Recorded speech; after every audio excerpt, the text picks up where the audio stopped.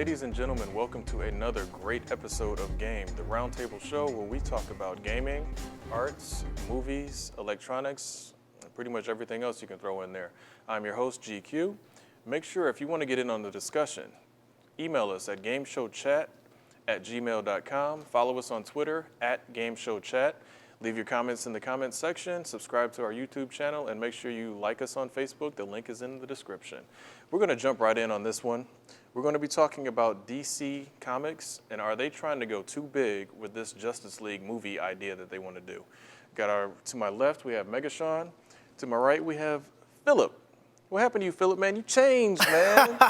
You changed. Yeah, things happen. All right, well, gentlemen, game one. Let's get right to it. Well, I'll start it off if you guys don't mind. Yes, they're reaching too far. And the reason why they're reaching too far is because of some of the choices that some directors have made in regards to certain projects. So if you look at the latest Batman, where it's a more realistic approach, then how in the world are you dealing with a Martian, or are you dealing with somebody who can run around the world in record time, or even a man that can fly and, is saving the world? So, and then let alone a man to come deep from the sea and be able to control sharks and sea urchins and, a underground city. How is this, person going to exist when the last, people have seen of Batman was, a more realistic approach? So how are we going back to fantasy in regards to DC? Okay.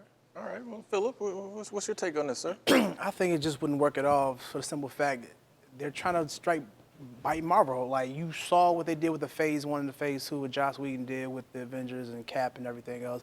They said, oh, let's capitalize on that. Let's try to do that real quick, but we're not going to do what they're going to do. We're going to start the team first, then branch out and do the solo movies, which doesn't make any sense. You need character development. You need to build up each character. Green Lantern was trash for the simple fact that it didn't make any sense. Certain villains didn't make sense that shouldn't have been there. What they should have did, like they did with, with the Avengers, Joss Whedon, that's somebody who writes comic books, who's been writing comic books, take over that whole sea of characters and take it out there and develop it. They should get Jeff Johns, who did Blackest Night. Great series. They should let him tag along the DC, the Warner Brothers, or whatever, and let him just develop everything from the bottom up and restart over, get rid of Nolan's Batman, get that out your mind. So, because like you said, it's realism, not going to go against something that's fantasy. That doesn't make any sense. So let somebody who deals with comic books, who knows these characters, and let them film and write it and produce and everything. Let them run with it. Now, Joss Whedon, he's been doing stuff since Firefly. He had that movie Serenity, was based on Firefly, of course. He did Buffy, Angel. So it's like he had some serious success with a lot of shows to begin with. And then when the Avengers was announced, that he's going to be the person helming the Avengers, everybody was excited because, like you said, they got a comic book guy that's in there. He understands the universe. He understands why things need to be so over the top, blown out of proportion, so to speak, that sort of thing. So it sounds like what your issue with it is the way that Nolan has kind of taken it and has said, hey, this is realistic. This is all we're going to do is just he's going to have his parents die, get killed in front of him, and he's going to train. He's going to get the bat suit. The bat suit has to be realistic for a reason. He's not going to have an unlimited amount of gadgets coming off the left side like an animated series. Right. And we're going to just say this is Batman, and there are no other heroes or any other characters that exist outside of Gotham City, basically. Well, of course, because just looking at life as it is, like we live in reality. So if you're going to tell me this is something that's based upon reality, which is not, a man running around in a costume, I think some guy in Seattle tried that and you heard about it once and that was the end of it. True. So, people want over the top, they want action, now I'm not saying so much in regards to, having Wolverine's yellow costume. I would love to see it live action, but I'm sure that it wouldn't work. But in regards to a DC character base, for the most part, all their costumes, it's just a matter of a leotard. Like it's nothing that's going to be too crazy. And here's the thing about that, though. It's okay to have that over-the-top costume, all like their counterparts in the comic books. They did it in the Avengers. They matched the costumes how they are in the Avengers. There's nothing wrong with that. Granted, Hawkeye wasn't with the stupid little mask on or whatever, but he still had the purple. He still had the uniform. It's okay to do that. I thought he had on black.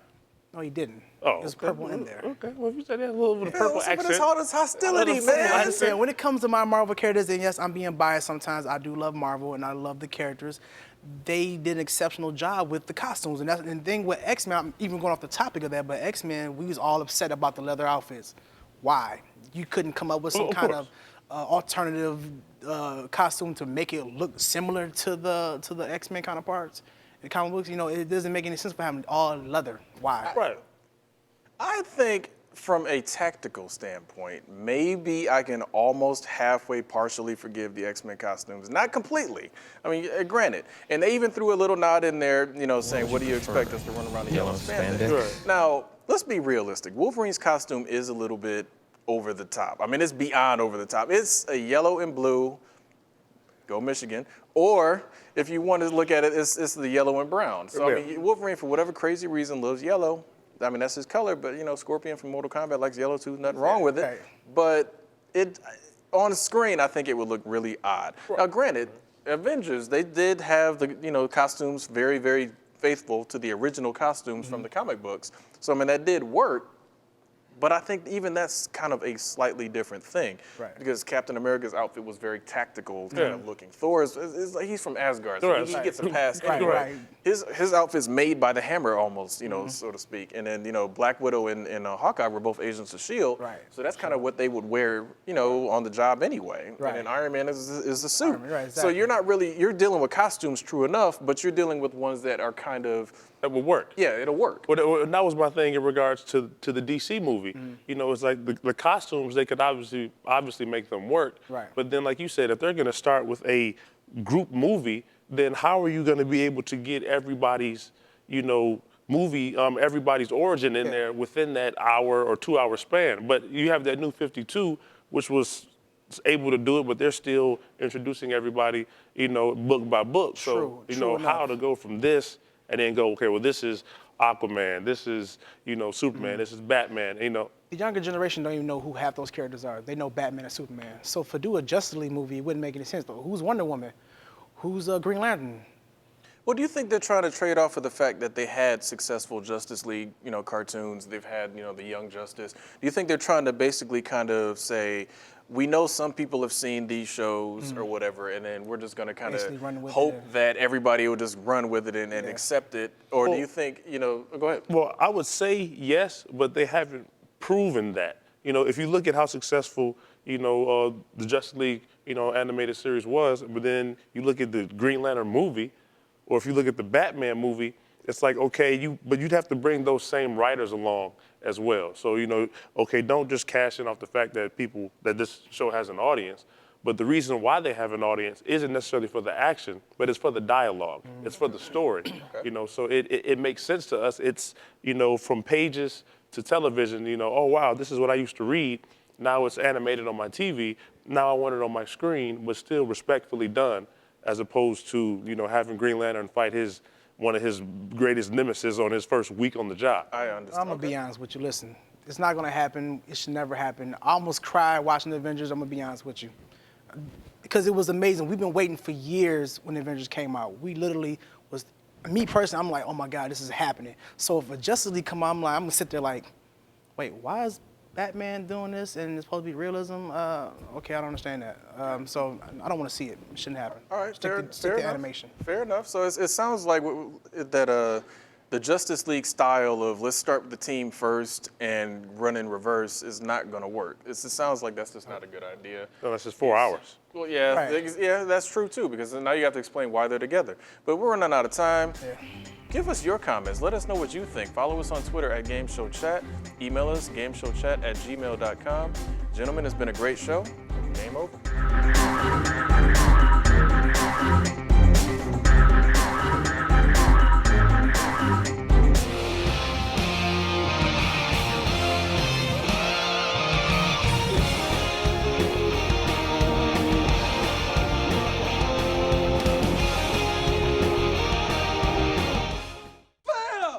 What's wrong, man?